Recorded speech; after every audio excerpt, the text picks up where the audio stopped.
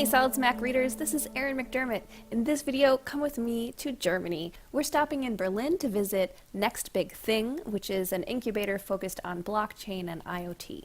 Next Big Thing is housed inside Factory Berlin, and that's a high-tech co-working space meant to encourage collaboration. I was surprised when I went there to see offices of big-name companies from the south of Germany, namely Siemens, which is headquartered in Munich, and Audi, which is headquartered in Ingolstadt. Out of all the cultures you could choose to dump development dollars into in Germany, Berlin kind of seemed like a counterintuitive choice. When I asked our host, Jasmin Skenderi, about this, he explained that the idea was to get offices that were far from the traditional culture of these bigger corporations so that new, innovative ideas could develop. So if the analogy were choosing which Breakfast Club member you would bribe to write a blockbuster script versus your term paper, it starts to make more sense. Plus, Factory Berlin has a ball crawl, so there's that. Every year at the Next Big Thing, which is inside Factory. It's famous companies, IoT companies, something quite new, because people believe building hardware is hard, and investors are something, but they want to prove, and it's been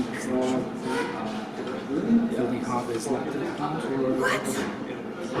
You just have to do it. Oh, okay. So there's a trick to That's it. the difference, especially here in Germany. As you can probably tell, the audio isn't the best in this room, so I'll try to summarize the rest of this interview best I can. Jasmin was telling me that, as we know, hardware development can be costly and time-consuming as we develop multiple iterations of prototypes before we get the right thing. This is true the world over, but in Germany, when you couple that with the culture's risk-averse approach to business, it's really difficult to find investors who will fund hardware startups.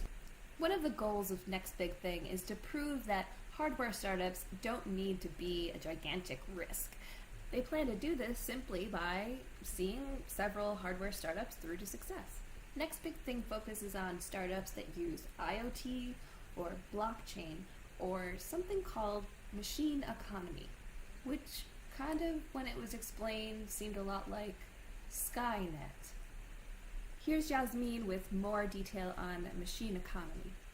Machines creating contracts, negotiate with stuff, understand this. Of course, That's terrifying. it is that for a lot of people.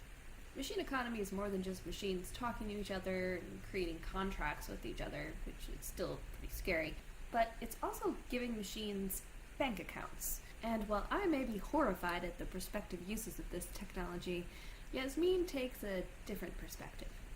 In his eyes, this stuff is coming whether we like it or not. It's just kind of the eventual progression of all the technology that we have now. So it's better to get behind it and shape the way it forms than sit in a corner and be scared of it. He also believes that there's a lot of good that can come out of this, like allowing people in the far, far future to focus more on things like art and philosophy instead of drudging away at tech development. It reminded me a lot of the philosophies that came out of the steam age when big steam-powered machinery was taking over manual labor. Some people argued at that time that these big machines would allow people in general to have more free time for leisure activities. I think it's still debatable whether that ever happened, but in any case, a lot of us actually like dredging around in all that tech development. So how does Next Big Thing do this on a practical level?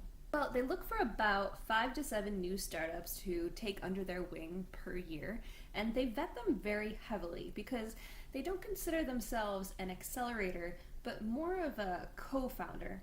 So Next Big Thing will bring the office, the engineering, the finance, the legal team, the PR, the marketing help, any kind of assistance that's lacking in the startup when they come to Next Big Thing. In return for all that extra vetting that they do and support that they provide compared to accelerators, Next Big Thing expects a higher success rate in their startups, which in turn equates to a higher return on their investments. What is the success rate to beat then?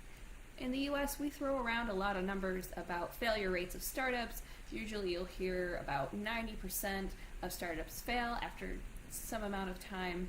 Jasmin was using the figure 95% of startups failing, and I'm not sure whether that was Germany or Europe or worldwide, but that's his figure to beat. Let's hear from him how Next Big Thing is doing so far. Would you say your numbers are a bit better than 95% failure rate? They are. I would say 80%.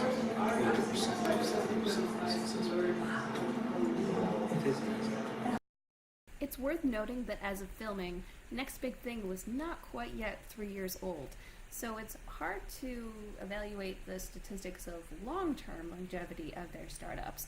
But Jasmin is still confident that based on the numbers that they have already, about how well they're doing even in the short term, that these startups will fare better in the long run. I guess time will tell. So can you tell me a bit about your background then and your perspective within the big companies? My background is electrical. I was building devices for the last 15, 16 years.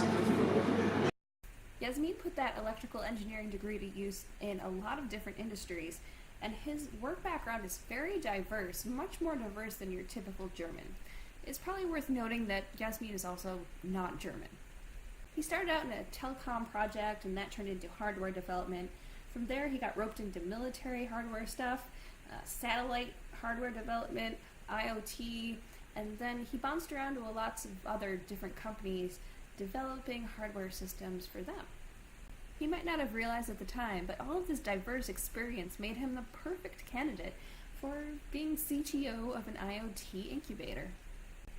Even in Silicon Valley, where there's a lot of hardware startups being born, it's still uncommon to see someone experienced in hardware development leading the technology initiatives at that company.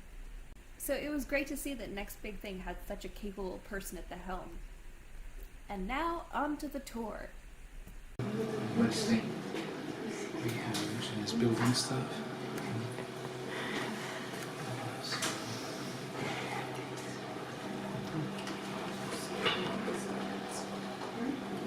Devices that we build in here.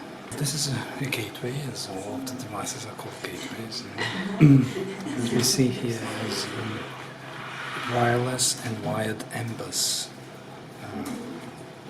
device, or a device that is able to read out, control the wireless M-bus and the wired M-bus communication, which is used in buildings. We're talking about smart buildings. The devices that are like heat control, water measurement,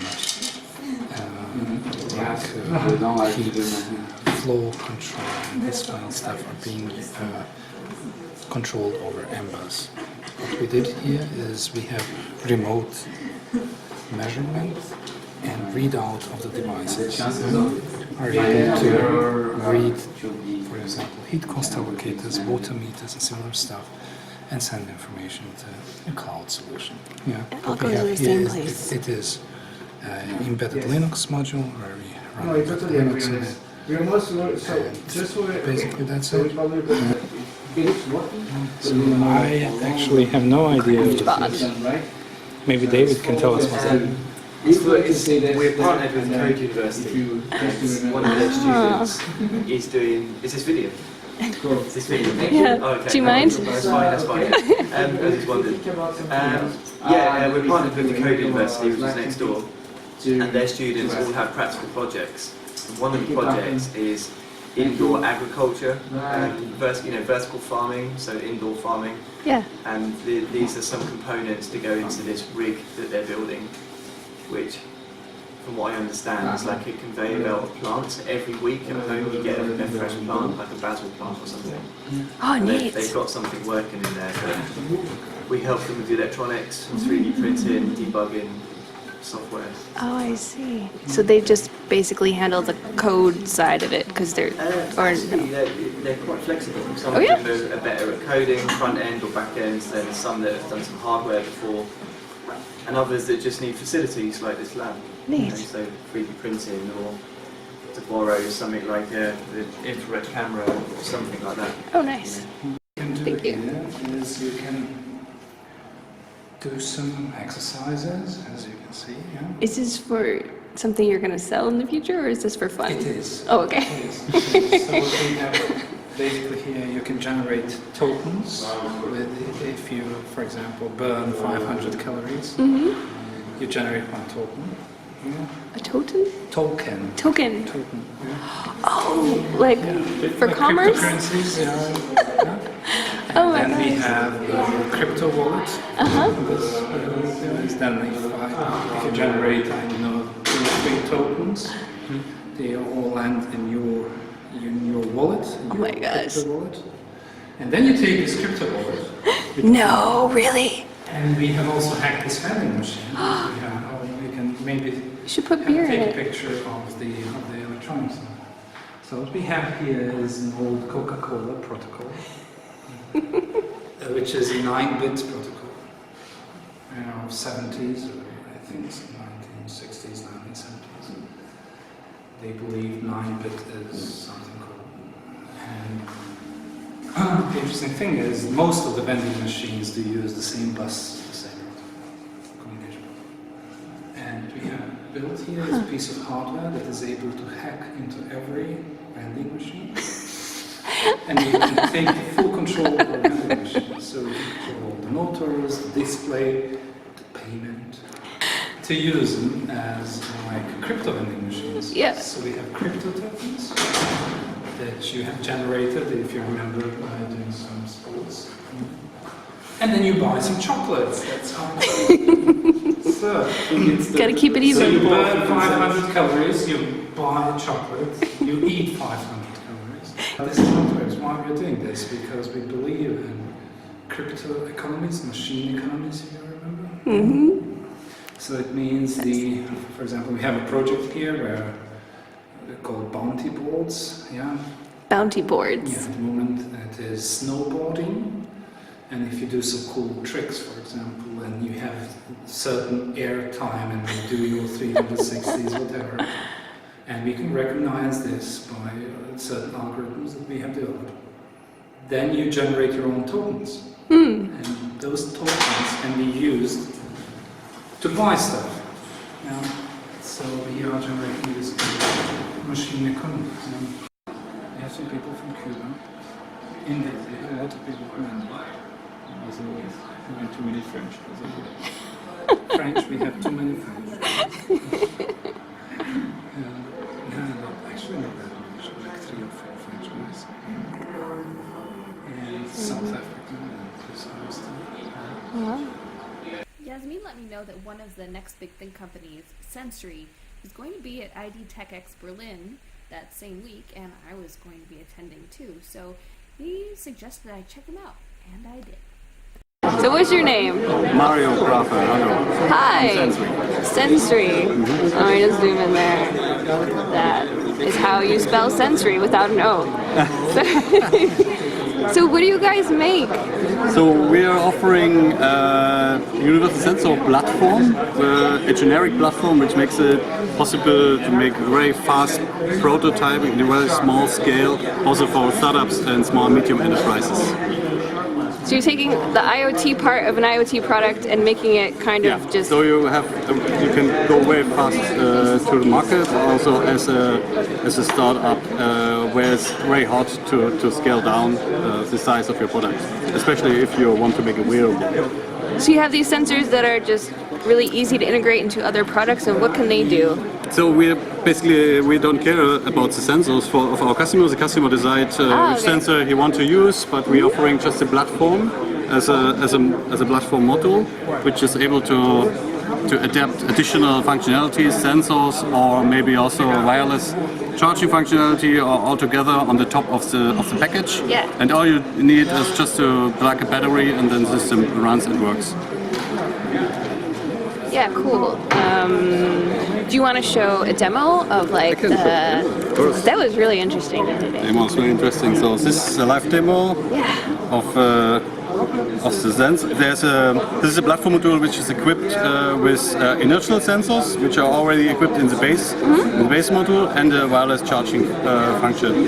What you can see here is a live image of Lots of possibilities where you can stick lots of that. this. Yeah. What about the other sensors like pressure? We Those also are have, cool. yes, of course. We have also a different module which allows to measure air quality. For example, there are lots of ambient sensors equipped. I can show you. So here's the list of sensors which are equipped on the platform. Then I choose, for example, pressure, humidity, classical, and now we have to measure the pressure. Sorry. You see a difference? Whoa, yeah. Okay. For the temperature is more easy. I put my finger on it, and so you see it's spikes rising. right up. And then for humidity, it's also very easy. Wow. It's a live data as a demo. And the only external part the system needs is a coin cell. And this could be also a LiPo battery. And what website can they find you at? www.sensory.net. Net.net. Great. Thank you. As always, for more information and links, you can go to the full article on SolidSmack.com. Thanks for watching.